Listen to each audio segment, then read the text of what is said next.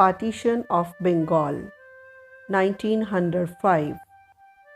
On 19 July 1905, the Viceroy Lord Curzon issued an order dividing the province of Bengal into two parts.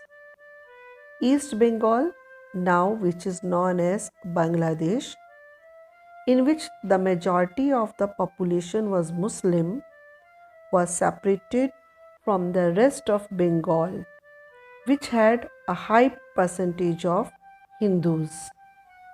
The reason which is given for the partition of Bengal was that since Bengal was too big, it was important to divide it so that it could be administered efficiently. Dear students, however, the real reason for the partition was different.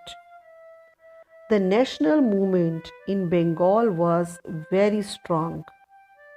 The partition was a deliberate attempt to weaken it by sowing seeds of disunity between Hindus and Muslims. The partition of Bengal was publicly criticized. All sections of the country rose against this partition. Demonstrations and public meetings were held throughout Bengal. People of all communities, especially Hindus and Muslims, tied Rakhi on each other's hands to show their unity and their protest. The day the partition took effect, that is on 16 October, was observed as a day of mourning. No business was conducted in the entire province. The national movement, which was already in the Bengal, instead of weakening, became more organized. The partition of Bengal gave rise to two new methods of struggle, that is, Swadeshi and boycott. Swadeshi means of one's own country. Swadeshi means made in our own country by our own people. It was aimed to popularize goods manufactured in India so that Indian industries could prosper.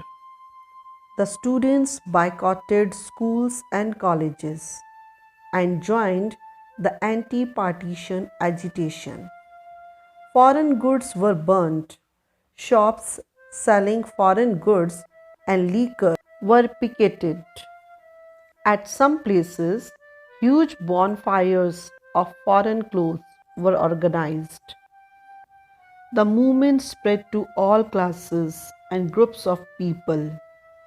This made the British reverse the partition of Bengal and unite it in 1911.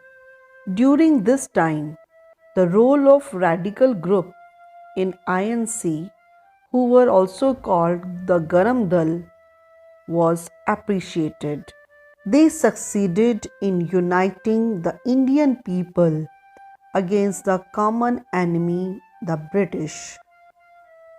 They did not believe in depending on the mercy of the British, but believed that freedom was their right.